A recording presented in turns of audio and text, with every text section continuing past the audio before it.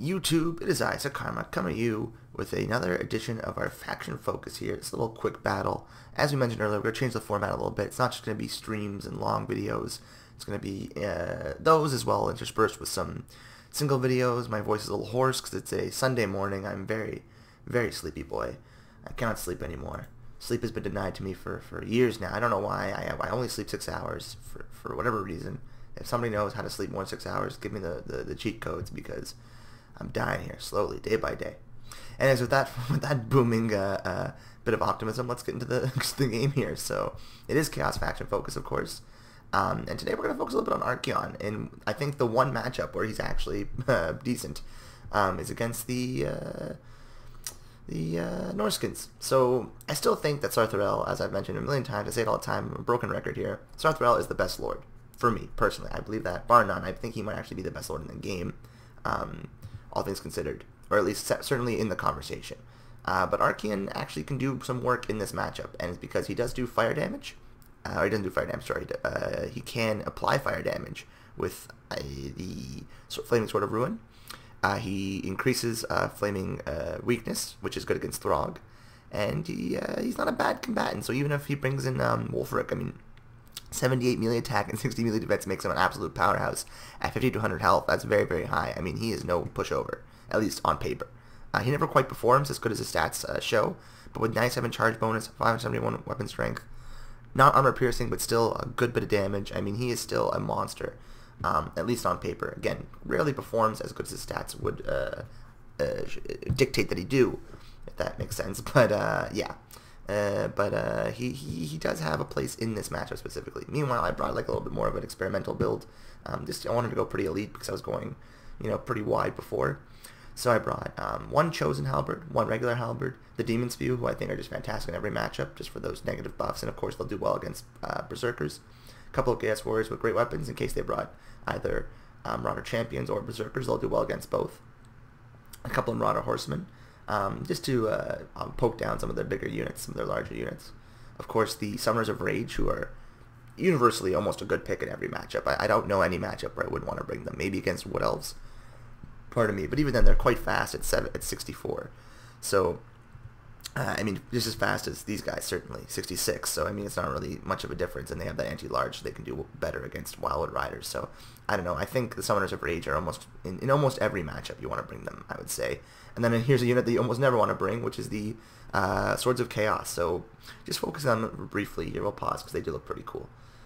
So first of all, they are quite funky looking. I mean, they cause fire wherever they go. They're bald, so I relate to them. They have cloaks billowing in the wind as they march on their flaming steeds. It's pretty funky. They got blades on their noses just in case their fire swords aren't enough to deal the damage. They can slice them with their little horns. I mean, they're funky. They're definitely funky. They're definitely cool. And in Warhammer 1, they were fantastic, but in Warhammer 2, they don't seem to have a place. Their stats are quite nice. 44, 58, very, very high, especially for a cav unit. 18 models, makes them, similar to kind of demigryphs, but with much better stats, of course. They do have armor-piercing damage. They get a bonus versus infantry, so they're talking 59 melee attack, 1 fighting infantry. Their leadership's very high. They have shields. They have high armor. Charge bonus leaves a little bit to be desired, but what can you do? They have this ability, which is very cool. It makes everyone faster and gives them fire charge speed. Apocalyptic Charge, very fun, and of course Guardian, so they can really make Archaon that much more survivable. So there's a lot to like, again, on paper with these guys, but in my experience with them, they've almost never performed well. They lose to other anti-large cav. They don't perform that great against infantry. They don't kill really that fast. Their charge is weak, so they're not great at cycle charging. I've never had success with the Swords of Chaos. But I figured I'd bring them again in this matchup, and again, it's because of the fire. And so let's talk about that. So, of course, Norska. We'll get in the game now. We'll start it up. So Norska, well, we'll look at my Norskan opponent here. So Norska, of course, does have some flame weaknesses, mainly in this boy here, Mr. Throggy. So Throg, of course, is a regenerating unit, which means he is weak to fire. So fire will do extra damage against him. Same thing with the trolls over here. So whenever they bring, and of course the werekin, if they bring any werewolves, you can do extra damage to them. I don't think these guys have a weakness to fire. They do not, because they do not regenerate. So fire is pretty fantastic on when fighting the Norskins. Even if they don't bring them, obviously, a fire, I mean, it's not going to hurt you. So it's always good to bring, because even if he brings like Wolfric and no wolves and no trolls, it's not going to hurt you to have fire applied to your weapons. So yeah. So I hate when I say so yeah. So yeah, fire's great. As I do it again, fire's great. And as you can see, my opponent here, he brought Beasts of Tashnar, some Norscan Ice Wolves, the Mistwalkers, who I didn't know they were there because they, of course, they do have stock. 3 Berserkers, one of them of the Brutes of the Hound variety, Throg, a couple of Famir Warriors, a Caster of Shadows, a Famir Balefiend of Shadows, a Norscan Ice Trolls, and then just some Marauders by some extra spend. So he went pretty elite, I went pretty elite, you know, slugfest, both chaotic factions. We'll see how it goes. We'll see how Archaon performs. So right away, I'm going to get up here, and I'm going to pop off a Fireball, which is a very good spell, because it only costs about 60 spend, and it, well, I don't know what the fuck he just said, but, and it only costs about a few magic. Of course, he will be able to heal that up, but I'm thinking he's probably going to get to his healing cap as we fight. It's hard to kill Throg, especially when he's mixed in with his units, so I'm hoping I'll just get some damage done. It did a lot of damage, as you can see there. He was at 6,000. It did almost over 1,000 damage. I mean, almost over. It did over 1,000 damage.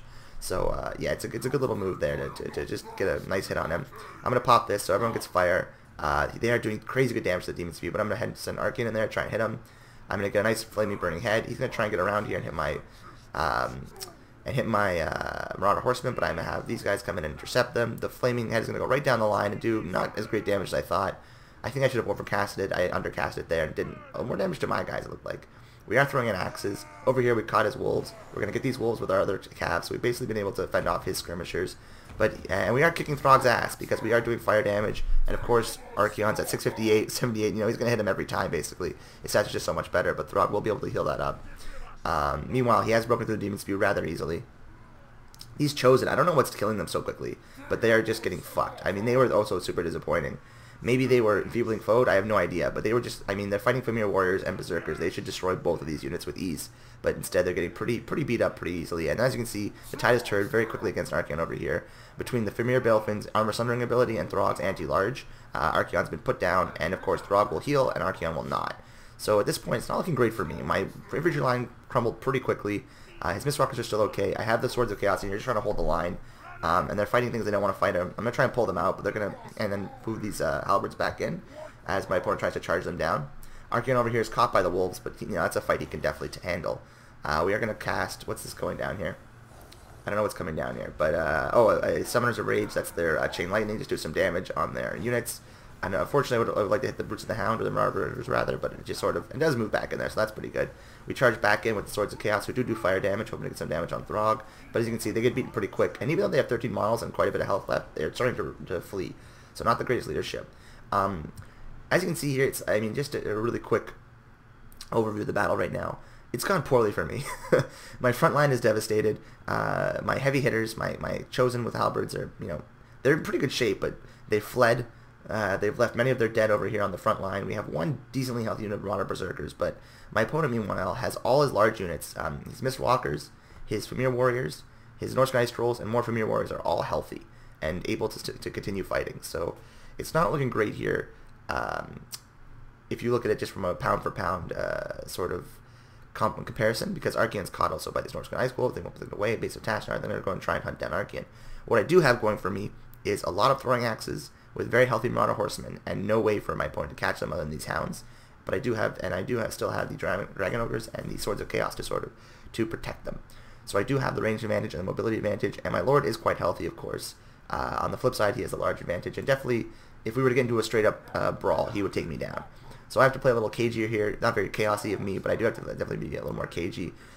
He is trying to pin down Archaon. I'm going to try and push him through. He's going to take almost no damage from these guys because he has such high armor and melee defense. But they were able to hold him just long enough to get these large units in, and if they fight these large units, he will die. I mean, one hit from Throg will probably put him down. So I'm just trying to push him away. Meanwhile, my opponent's left these guys to die. So they're going to try and chase Archaon. We're going to move Summoner's Rage and pick off some of their Famir Warriors in the back line. So kind of a little Benny Hill. So everyone, you know, it's kind of a... My opponent's making the decision here to try and finish Archaon, which makes sense. But he's sacrificing a lot. He's sacrificing his whole infantry corps, basically, to my Swords of Chaos and these Chaos Warriors who are being withered. And he's sacrificing these Famir Warriors to these Summoners of Rage. So he's given up quite a bit in his attempt to pursue Archaon, and this is where he makes a big mistake, I think. He decides to leave Archaon alone and send his units back. What he should have done is he should have kept hard pursuing Archaon. Because if he was able to kill Archaon, I don't know that I would be able to stay in this fight. But now that he hasn't given up Archaon, all he's done is lost his infantry and his Famir for almost nothing. And I'm going to pull these Summoners of Rage out and get these axes, start throwing in. Of course, Famir Warriors do not heal, neither do Mistwalkers, so hitting those guys is very good value for those dudes. And then we're going to try and get a rear charge in here and break these units. Of course, the Brutes of the Hound will not break, but the fewer units, the better. Fewer models, rather, the better. So we're just going to nice charge in, bring them over here. I do have the Chosen in there that I can reactivate whenever I need. Meanwhile, over here, I'm sending Archaon and these Marauder Horsemen to get rid of these Beasts of Tashnar, basically just totally gain all the mobility advantage. And now we're going to get into a slugfest with these Summoners of Rage. We're going to give them Cascading Fire Cloak, so they're going to be very, very good units, but they will be enfeebling foes, so good play from my opponent here. So they have really weak melee, but high melee defense and high armor, so every hit they do get is going to do a lot of damage. They just won't hit often. Meanwhile, I'm going to get a nice charge in here from the flank with the Female Warriors, who will do good damage, at least initially on the charge.